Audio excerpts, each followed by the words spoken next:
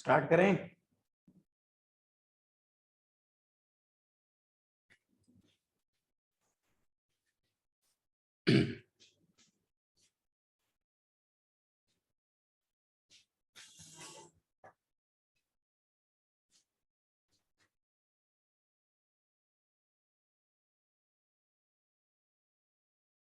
Start करें जी।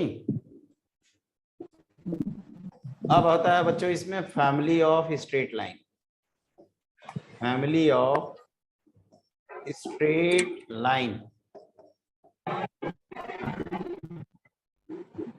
Family of straight line का मतलब कि infinitely many lines sharing a common property is known as family of straight line. जैसे बहुत सारी अगर लाइंस हैं और उनमें सब में कोई एक कॉमन प्रॉपर्टी है जो सभी उस प्रॉपर्टी को सेटिस्फाई कर रही हैं, तो उस तरह के जो कलेक्शन ऑफ लाइंस होती हैं उसको फैमिली बोलते हैं। जैसे गुप्ता जी की फैमिली नॉर्मली हम लोग यूज करते हैं, मतलब जितने लोग होंगे उनके सरनेम गुप्ता होंगे। राठौर फैमिली। तो उसी तरह से यहाँ भी प्रैक्टिकली भी हम लोग यहाँ जैसे स्ट्रेट लाइन की बात कर रहे हैं, तो अगर स्ट्रेट लाइन आपस में पैरेलल्स हैं, सभी आपस में पैरेलल हैं, तो उनके कॉमन प्रॉपर्टी है कि उनके स्लोप सेम है। अगर एक गिवन लाइन के बहुत सारी लाइंस परपेंडिकुलर हैं तो उनमें कॉमन प्रॉपर्टी है कि सभी लाइन का स्लोप निकालिए और गिवन लाइन का स्लोप का प्रोडक्ट -1 है। तो हमारे सिलेबस में क्या है कि अगर आपके पास दो लाइंस हैं L1 L2 और वो अगर पॉइंट P से पास हो रहा है, इनका पॉइंट ऑफ इंटरसेक्शन P है, तो P से पास होने वाली जितनी लाइंस हैं, ये सारी जितनी लाइंस हैं, इन सबकी इक्वेशंस हमें लिखना है। और इन सबकी इक्वेशंस को, ये जैसे मान लीजिए इसकी इक्वेशन है a1x plus b1y plus c1 equal to 0 और इसकी इक्वेशन है a2x plus b2y plus c2 equal to 0। तो आप कह सकते हो कि सर इन दोनों को आप lambda L1 plus mu times L2 equal to 0 form में लिख सकते हैं। ये क्या है basically, it is a straight line which always passing through the point P। Basically क्या होगा बच्चों, देखो x1 y1 जैसे P पॉइंट का कोऑर्डिनेट मानेंगे तो ये दोनों को सेटिस्फाई करेगा, तो इसको भी सेटिस्फाई कर जाएगा। तो इससे क्या कहते हैं कि इसका मतलब ये स्ट्रेट लाइन तो कंफर्म ही है। ये अभी नहीं दिख रहा होगा आपको, लेकिन आप जैसे ही इसको ऐसे लिख देंगे ना, lambda times a1x plus b1y plus c1 plus mu times a2x plus b2y plus c2 equal to 0। तो ये तो अब दिख रहा है ना कि ये लाइन की इक्वेशन है।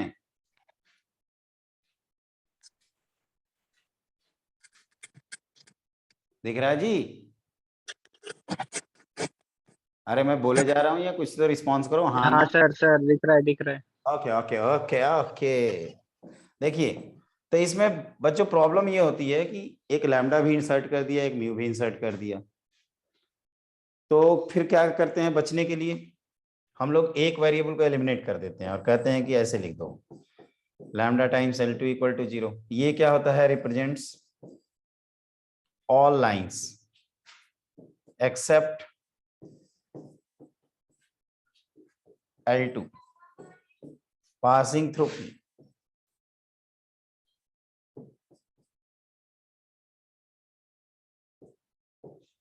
मतलब सभी लाइनें मिल जाएंगी, इसमें L2 छूट जाएगा आपका।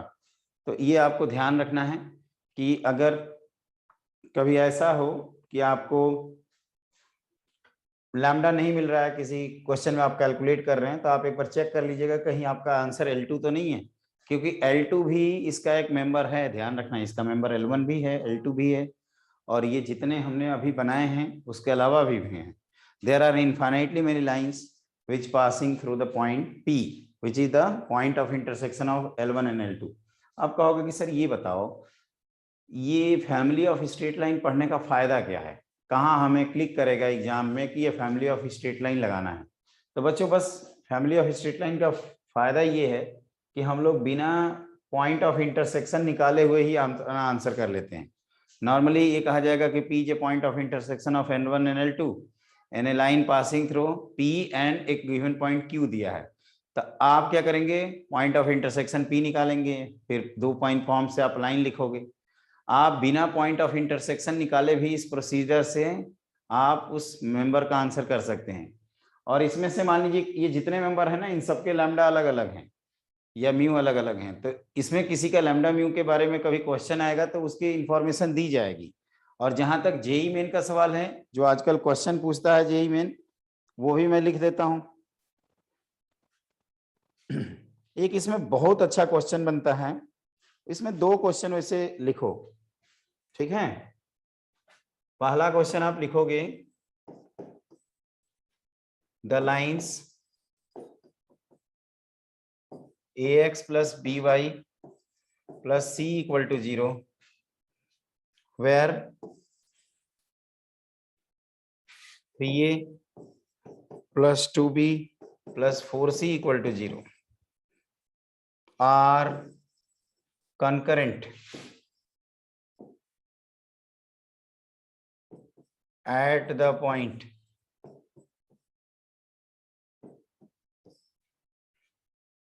है ना। अभी आया था ये मार्च में नहीं आया था, ये शायद पिछले साल आया था 2020 में, इस टाइप का। ये रिलेशन चेंज हो सकता है कोई भी, जैसे कभी कभी लिखता है कि एपी में है, एबीसी एपी में है, तो आप आंसर करिए। कर लोगे इसको?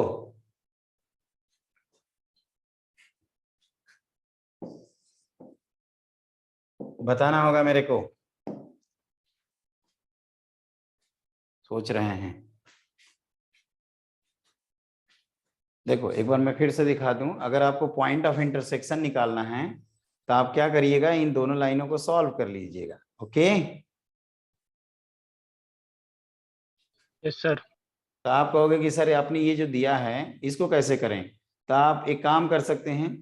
इसको करने के वैसे 2 मेथड हैं। एक तो है कि किसी एक वेरिएबल को इसमें पुट कर दीजिए, जैसे सी को एलिमिनेट कर दीजिए, और दूसरा तरीका है कि कहोगे कि sir 3a plus 2b plus 4 times C equal to 0 दिया है, यहाँ देख रहे हैं सी का कोफिशिएंट 1 है, तो आप 4 से डिवाइड कर दो और a टाइम्स लिख दो 3/4, फिर b टाइम्स लिख दो 2/4 which is 1/2 plus C equal to 0। आपको इसको देखने से कुछ ऑब्जर्व हो रहा है कि ये लाइन कहाँ से पास हो रही है?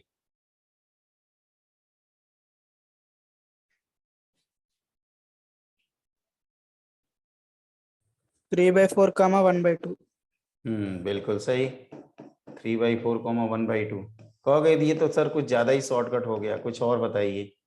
तो कुछ और है, ये है बेटा कि ax प्लस by लिखा, अब आप c को यहाँ से उड़ा दो, तो आप कहोगे सर c है -3a minus 2b upon 4 equal to 0। तो आप a का कोफिशिएंट देखोगे तो आप लिखोगे x माइनस 3/4 और b का कोफिशिएंट लिखोगे y माइनस 2/4 इक्वल टू 0। तो ये हमने बोला था ना कि ये L1 है, ये लैम्डा म्यू है ए बी, और ये L1 L2, तो इनका सॉल्व करोगे तो इंटरसेक्शन पॉइंट क्या आएगा, तो आप कहोगे 3/4 1/2 आएगा, और क्या आएगा, यही आएगा ना जी।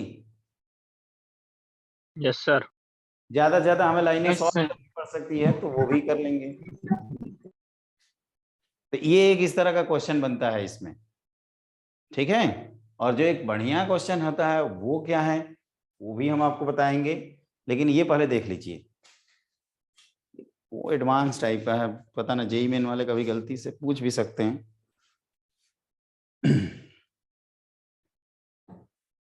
ये हो गया? Yes sir. Yes sir. ठीक है, ठीक है। एक क्वेश्चन ये है हमारे पास इससे रिलेटेड कि ये लिखा है कि family of lines is given by, a family of lines is given by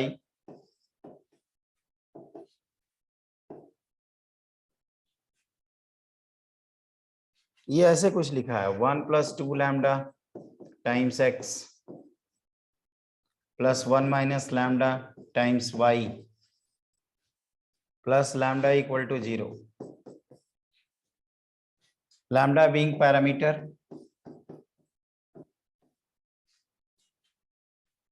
the line belonging to this family, the line belonging to this family and at maximum distance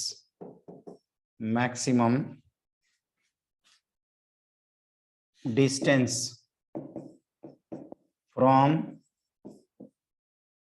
1,4 is, options में लिख देता हूं 4x minus y plus 1 equal to 0, 33x plus y, sorry 12y plus 7 equal to 0,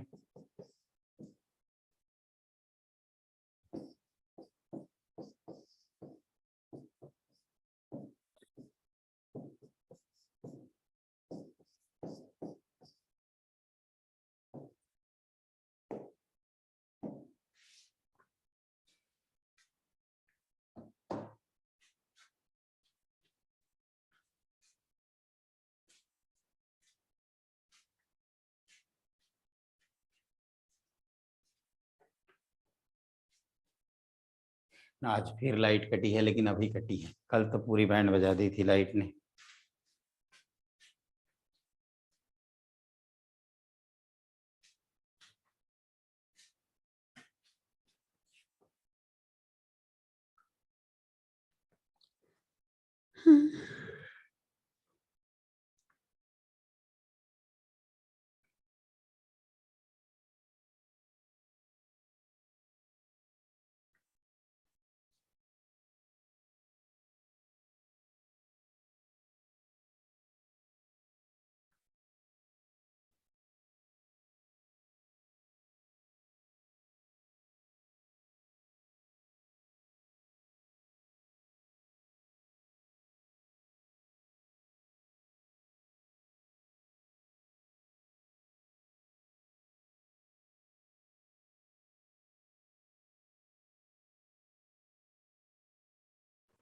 Sir, passes through minus 1/3, 1/3. अरे वो नहीं कर, point of intersection नहीं निकालना है, इसमें आंसर करना है कि मैं क्वेश्चन समझा देता हूँ, लगता है आप लोगों को question 12x plus 33y is equal to 7. Okay देखो इसमें क्या है ना कि यहाँ बहुत सारी लाइंस हैं, लैम्डा चेंज करेंगे तो ये सभी मिल जाएंगी ना।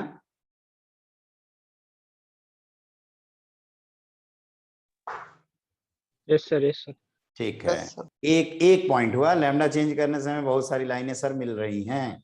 ओके आप कहोगे कि सर कहीं एक पॉइंट है Q जिसका कोऑर्डिनेट है 1,4 और आपको इनमें से वो मेंबर सर्च करना है जो Q से सबसे मैक्सिमम डिस्टेंस पे हो, तो वो मेंबर है कौन। तो उसका एक तरीका होता है बच्चों, तरीका ये है कि आप क्या करेंगे, इस पॉइंट को Q से ज्वाइन करेंगे। ओके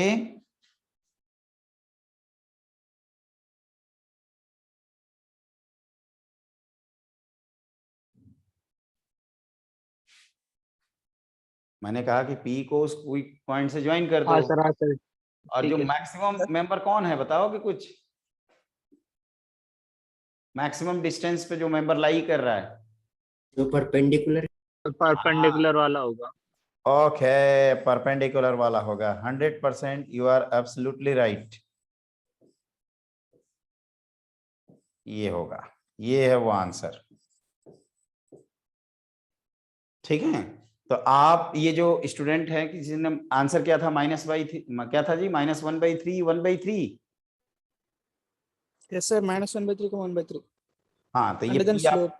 P बिल्कुल Slope. आप सही निकाले हो, देख लेना, मैं चेक नहीं किया हूँ ना, मेरे को आंसर Yes याद sir, है, correct. मेरे को सिर्फ क्वेश्चन पता है और ऑप्शन 4 हैं। तो आप क्या करना, मैं फंडे बता देता हूँ, इसका स्लोप निकाल लोगे ना 2 point form, yes sir, yes sir.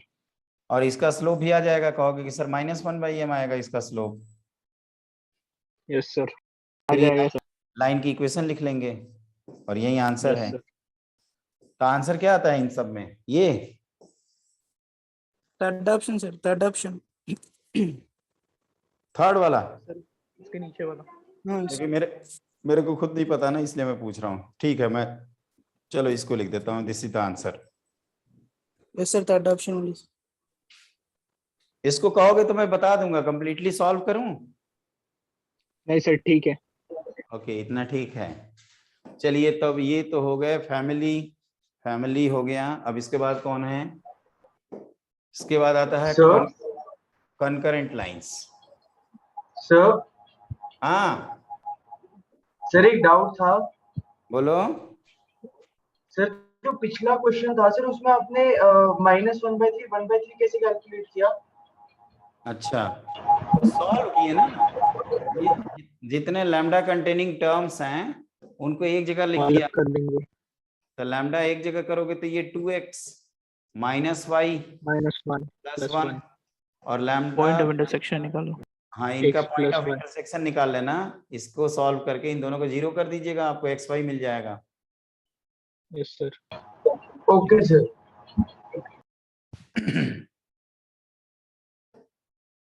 तो ये देखो कनकरेंट लाइंस क्या हैं। कनकरेंट लाइंस मतलब 3 और more lines passing through the same points. तो हमारे सिलेबस में 3 लाइंस के लिए है। अगर ये लाइंस a1x + b1y + c1 = 0 है, दूसरी लाइन है आपके पास a2x + b2y + c2 = 0, और तीसरी लाइन है आपके पास a3x + b3y + c3 = 0। ठीक है, तो ये कनकरेंट होंगी, आर कनकरेंट। कनकरेंट मतलब वही सेम पॉइंट से पास हो रही हैं। तो this implies determinant of a1 b1 c1 a2 b2 c2 a3 b3 c3, इसकी वैल्यू आ जाएगी आपकी 0। लेकिन ये कहाँ से आता है इसका प्रूफ? पहली बात तो इसमें 2-3 पॉइंट आपको याद रखने हैं कि हमने एरो एक तरफ बनाया है। इसका जो कन्वर्स पार्ट है it may not be true, converse may not be true. इसका मतलब ये होता है कि अगर डिटर्मिनेंट की वैल्यू 0 है, चलो लाइट तो आई फाइनली, डिटर्मिनेंट अगर 0 है तो जरूरी नहीं है कि हम कंक्लूजन निकालेंगे कि तीनों लाइनें कनकरेंट हैं। देखो बच्चों ये जो 3 है इनके स्लोप तो सेम है ना? Yes sir. तो कहोगे कि सर स्लोप सेम है मतलब -a/b सेम आएगा, और डिटर्मिनेंट में हमने पढ़ा है कि कोई 2 रो प्रोपोर्शनल हो जाए या कोई 2 कॉलम प्रोपोर्शनल हो जाए तो उसकी वैल्यू 0 हो जाती है। तो ये डिटर्मिनेंट तो 0 है इस केस के लिए, लेकिन क्या ऐसा कोई पॉइंट है जो तीनों पे लाई करे? तो कहोगे कि नहीं। तो इस केस के लिए ये डिटर्मिनेंट वाला लॉजिक फेल हो जाता है। तो कभी कंफ्यूजन होना इसको लेकर, वैसे आज तक जितने पेपर आए हैं उसमें कोई कंफ्यूजन नहीं है और हर बार पूछा जाता है। ये जेईई मेन फेवरेट कह सकते हो कनकरेंट लाइंस, स्ट्रेट लाइन कुछ ज्यादा ही जेईई मेन फेवरेट है, और सर्किल। तो इसमें क्या करना कि आप कोई भी 2 लाइनों को सॉल्व कर लेना। मान लीजिए कभी कंफ्यूजन में फंस गए तो आप 2 लाइनों को सॉल्व करिएगा और जो पॉइंट ऑफ इंटरसेक्शन आएगा उसको तीसरी लाइन पे लाई करा देना। अगर वो सेटिस्फाई कर रहा है तो कनकरेंट है, नहीं कर रहा है नहीं। Okay yes sir. तो ये ध्यान रखिएगा। बाकी इसमें एवरीथिंग ओके। वहीं इसमें कुछ एबीसी दे देता है और डिटर्मिनेंट 0 करते हैं। कभी एचपी आता है, कभी एपी आता है, कभी जीपी आता है। इस तरह के क्वेश्चन आते हैं इसमें जेईई मेन बेस्ड, आपको मिलेंगे अभी। ये हो गया। अब इसके बाद आता है एंगल बाइसेक्टर्स।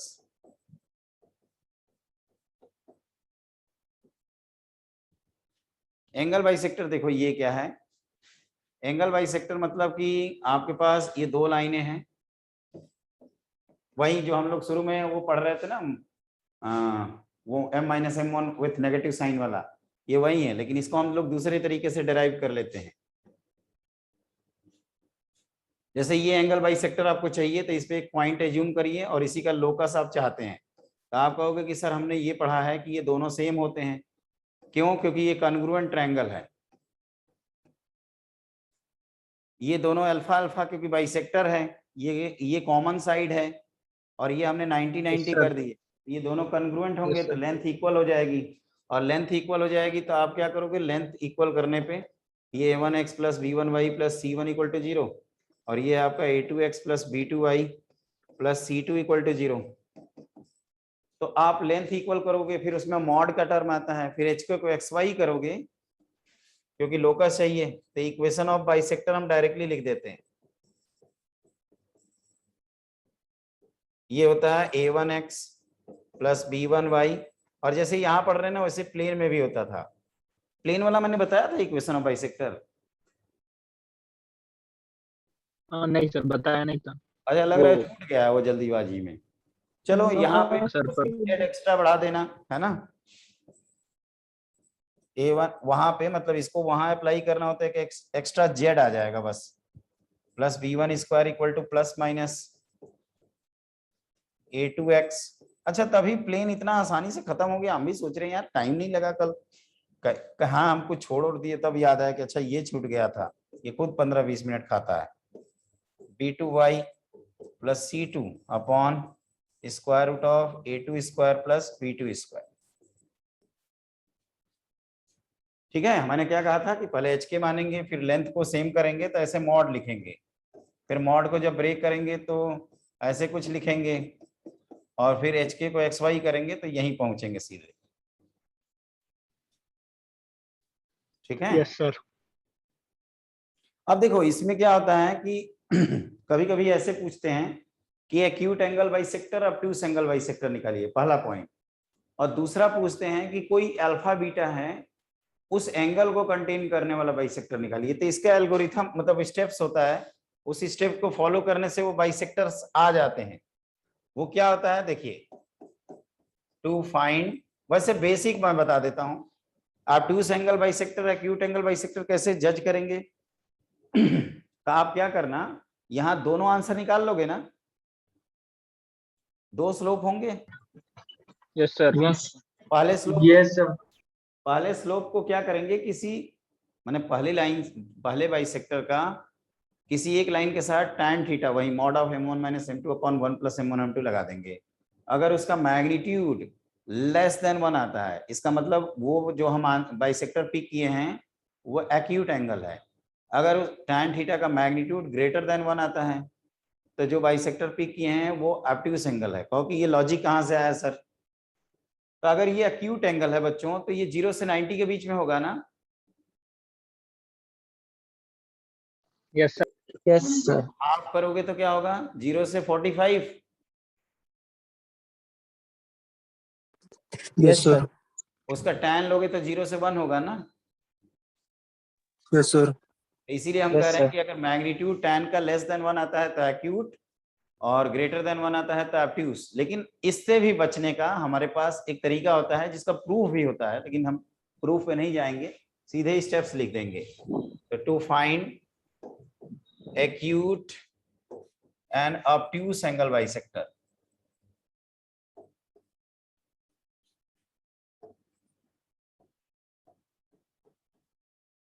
देखिए तो इसमें क्या करना है आपको, ये लाइनों को आप, हाँ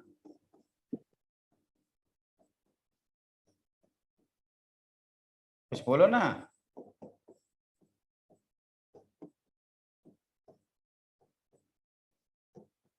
क्या हो गया भाई, कुछ पूछ रहा था, हमें लग रहा है इंटरप्ट कर दिए। मैं ये कह रहा था कि इन लाइनों को ऐसे लिखेंगे कि यहाँ पे C1 C2 क्या होंगे, पॉजिटिव, नहीं होंगे तो बना लेंगे। Okay,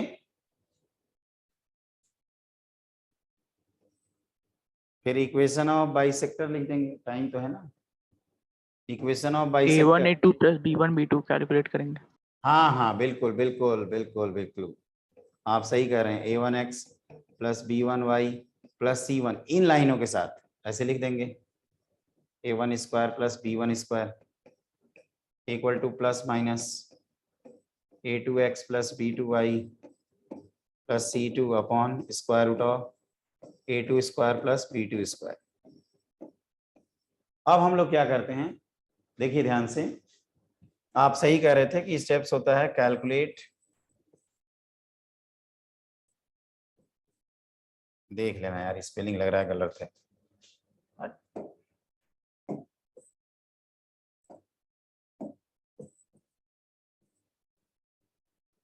A1 A2 plus B1 B2।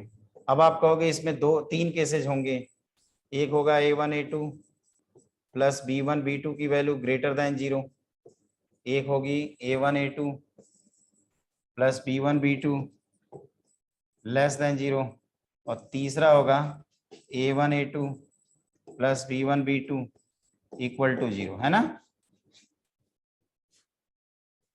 Yes sir. तो देखो ये इसको मैंने कैसे मेमोराइज किया है कि ये जिस साइन का आता है ना वो साइन वाला ऑब्ट्यूज एंगल बाइसेक्टर होता है। जैसे ये मान लीजिए A1 A2 plus B1 B2 हमारा पॉजिटिव आ गया, तो यहाँ जो पॉजिटिव साइन पिक करेंगे उससे हमें ऑब्ट्यूज एंगल बाइसेक्टर मिल जाएगा, और नेगेटिव साइन पिक करेंगे अपोजिट वाला तो एक्यूट मिलेगा। यहाँ पे नेगेटिव आया तो हम नेगेटिव साइन, अरे यार थोड़ा हम ऐसे बाउंड्री खींच देते हैं कंफ्यूजन ना हो, नहीं तो पता चला आप लोग इधर का उधर कर दोगे तो हो जाएगा कल्याण। ये नेगेटिव आया मतलब ये ऑब्ट्यूज देगा नेगेटिव साइन का, और पॉजिटिव साइन का एक्यूट देगा। तो इसको मैंने माइंड में सेट किया है कि जिस साइन का आता है वो साइन ऑब्ट्यूज देता है, ठीक है। और यहाँ कहोगे कि सर दोनों लाइनें जब परपेंडिकुलर हो जाएंगी तब आप कैसे आप डिसाइड करोगे कि एक्यूट कौन है ऑब्ट्यूज कौन है, तो यहाँ वो कंसेप्ट एप्लीकेबल ही नहीं होगा लास्ट वाले केस में, क्योंकि लास्ट वाले केस में A1 A2 plus B1 B2 equal to 0 का मतलब L1 L2 जो हमारी शुरू वाली लाइंस थी ये दोनों ये आपस में परपेंडिकुलर हो जाएंगी, तो 90-90 हो जाएगा ना दोनों एंगल। तो फिर Yes, उसमें sir. एक्यूट ऑब्ट्यूज का कंसेप्ट ही फेल हो जाएगा। एक्यूट ऑब्ट्यूज तब करते हैं जब एक एंगल 90 डिग्री से ज्यादा हो तब ऑब्ट्यूज एंगल, और दूसरा एंगल 90 डिग्री से कम हो तो एक्यूट एंगल। एक्यूट मतलब वही क्या बोलते थे जी इसको हिंदी में, न्यून कोण अधिक कोण, ऐसे कुछ टर्म होता है। ये खत्म हो गया ये। इसके बाद एक और है, बताऊं? हाँ सर Yes, sir. बताइए। Yes sir. Yes sir. अब देखो एक अल्फा बीटा कंटेनिंग वाला बाइसेक्टर होता है, मतलब मान लो कि यहाँ पे कहीं पॉइंट एक बैठा हुआ है अल्फा बीटा करके, और ये लाइनें हैं हमारी वही L1 L2, A1x plus B1y plus C1 equal to 0, और ये है A2x plus B2y plus C2 equal to 0, दूसरी लाइन।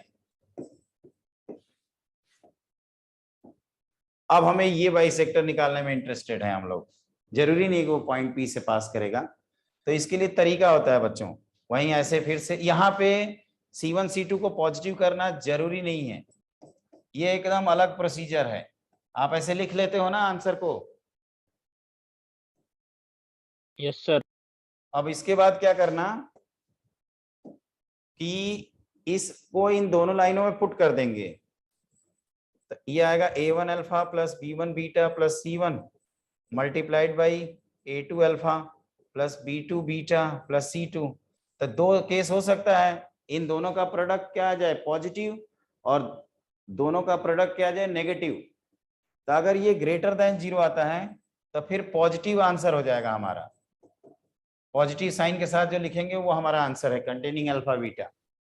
और अगर ये ऑब्ट्यूज एंगल सर। नहीं नहीं, इसका एक्यूट एंगल से कोई कनेक्शन नहीं है, यही तो मैं समझाने की कोशिश कर रहा हूँ। वो पिछला दूसरा था, उसको मिक्सअप मत करना। इसमें उन्हीं स्टूडेंट का मैंने देखा है क्वेश्चन गलत हो जाता है, जो एक्यूट एंगल बाइसेक्टर और ऑब्ट्यूज एंगल बाइसेक्टर को अल्फा बीटा कंटेनिंग वाले हेडिंग से उन्होंने मिक्स कर दिया और पक गई बीरबल की खिचड़ी। अब वो कंफ्यूज्ड हैं। अच्छा अच्छा, दोनों अलग ही रखना है हमें। दोनों एकदम सेपरेट रखिएगा, एकदम दोनों का प्रोसीजर अलग है, प्रोसीजर। और यहाँ ध्यान रखिएगा अल्फा बीटा की जगह आपका 0 0 भी हो सकता है जिसको ओरिजिन बोलते हैं, ठीक है सर। ठीक है। तो इनको मिक्स मत करना। मैं ये कह रहा था कि अगर ये दोनों को इस एक्सप्रेशन में रखने से अगर सेम साइन आता है तो पॉजिटिव साइन वाला हमारा आंसर हो जाएगा, और अगर इन दोनों को इन एक्सप्रेशन में रखने से अपोजिट साइन आता है तो नेगेटिव साइन वाला आंसर आ जाएगा। तो इसी को मैं बोल रहा हूँ कि ग्रेटर देन 0 आता है तो पॉजिटिव साइन, और लेस देन 0 आता है तो नेगेटिव साइन। याद करना भी आसान है, जिस साइन का है वो साइन पिक कर लेंगे।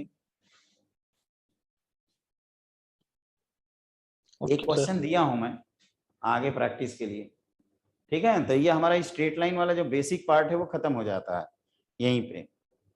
अब इसके बाद वो ट्रायंगल्स आते हैं, क्वाड्रिलेटरल्स आते हैं, फैमिली ऑफ स्ट्रेट लाइंस आती हैं, और होमोजेनाइजेशन, ठीक है। Yes sir. Yes. अभी ट्रायंगल को yes sir.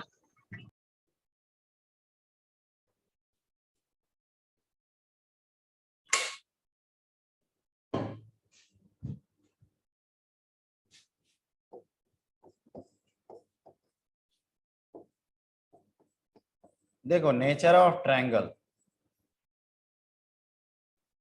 Nature of triangle मतलब अगर आपको तीनों वर्टिसेस गिवन हैं तो ट्रायंगल ऑब्ट्यूज एंगल है, राइट एंगल है, एक्यूट एंगल है, स्केलन है, आइसोसेलेस है, इक्विलैटरल है, आपको ये सब निकालने की बात करेगा ये। मतलब मैं क्या क्या यूज कर रहा हूं, एक ऑब्ट्यूज एंगल ट्रायंगल, एक एक्यूट बोल रहा हूं, एक right angle,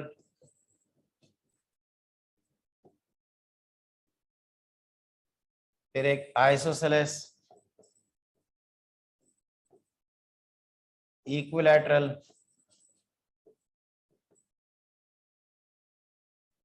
scalene triangle. Spelling देख लेना, अगर कहीं गलत हो तो सही कर लीजिएगा। स्केलन मतलब तीनों साइड्स अनइक्वल होती हैं, a not equal to b not equal to c. Equilateral में सभी सेम, यहाँ दो सेम, यहाँ राइट एंगल। तो इसमें करते क्या है देखिए, जैसे मान लीजिए ये हमारे पास है ए बी सी और इनके वर्टिसेज आपको गिवन है x1 y1, x2 y2, x3 y3। इसमें दो तरीके से क्वेश्चन बनते हैं, एक अगर साइड्स गिवन है तो हम लोग सॉल्व करके वर्टिसेज निकाल लेंगे, और ये साइड्स ए बी सी है और मान लेते हैं ये सबसे लार्जेस्ट साइड है, ठीक है। तो कहोगे कि सर लार्जेस्ट साइड है, तो ये तो पढ़े हैं कि लार्जेस्ट साइड के सामने का एंगल लार्जेस्ट होता है, बचपन में ही पढ़ते थे। तो हम लोग क्या करते हैं, कॉस ए निकाल लेते हैं। आप लोगों को किसी को कॉसाइन फॉर्मूला याद है प्रॉपर्टीज ऑफ ट्रायंगल का? No sir. देखो इसमें क्या करते हैं कि बी और सी एडजेसेंट साइड है ना ए का, यस सर। देखो यस सर। कैपिटल ए के सामने स्मॉल ए, कैपिटल बी के सामने स्मॉल बी, कैपिटल सी के सामने स्मॉल सी। ये है स्टैंडर्ड प्रोसीजर लिखने का, मतलब स्टैंडर्डाइज है ये, हम अपने तरफ से नहीं बनाए हैं। हाँ, इसको मगने का तरीका ये है कि एडजेसेंट साइड बी और सी हैं तो उनके स्क्वायर का सम ये कर दीजिए, बी स्क्वायर प्लस सी स्क्वायर माइनस फ्रंट साइड का square upon 2 times adjacent side का प्रोडक्ट।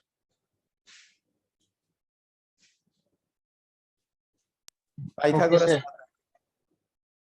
तो हम लोग ये निकालेंगे, अगर कॉस ए नेगेटिव आ गया तो ऑब्ट्यूज कंफर्म कर देंगे, अगर कॉस ए की वैल्यू पॉजिटिव आ गई तो एक्यूट कर देंगे, और कॉस ए की वैल्यू 0 आ गई तो राइट एंगल कर देंगे। वो तो पाइथागोरस दिख ही जाएगा, पाइथागोरस राइट एंगल। और अगर दो साइड सेम है तो आइसोसेलेस, तीनों साइड सेम है तो इक्विलैटरल। अगर कोई भी साइड सेम नहीं है, मतलब देखो एक पॉइंट ध्यान रखना, वो जो स्केलन ट्रायंगल है वो एक अलग क्लासिफिकेशन है और ये तीनों अलग है। ऐसा हो सकता है कि हमारा ट्रायंगल ऑब्ट्यूज हो, स्केलन हो, एक्यूट हो, स्केलन हो, राइट एंगल हो, स्केलन हो। Okay, yes sir. स्केलन मतलब Okay. अनइक्वल। Yes sir.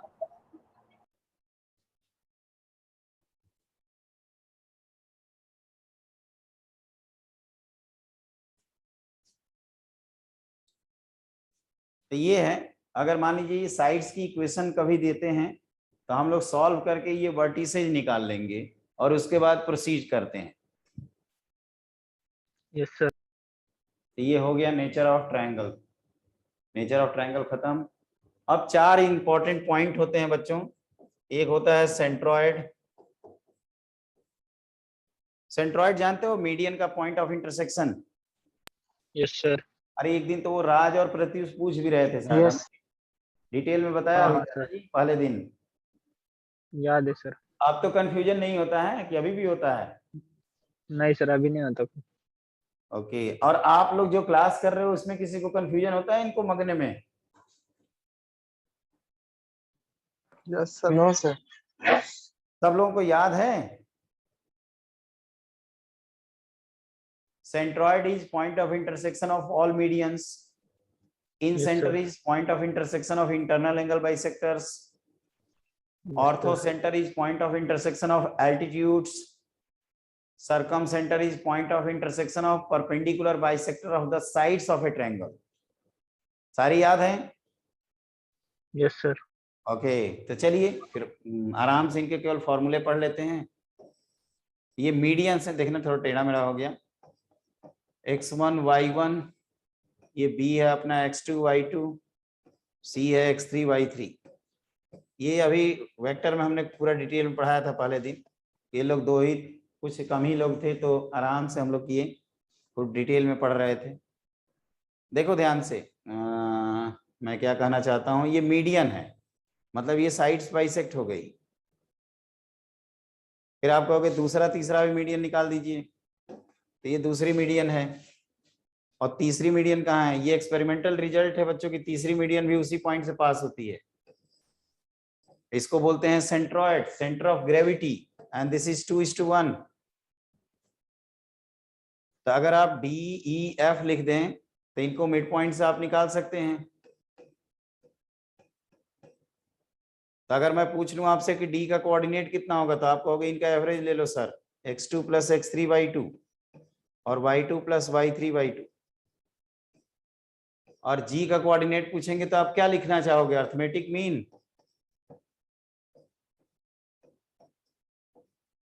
क्या ये लिखना सही है? Yes sir.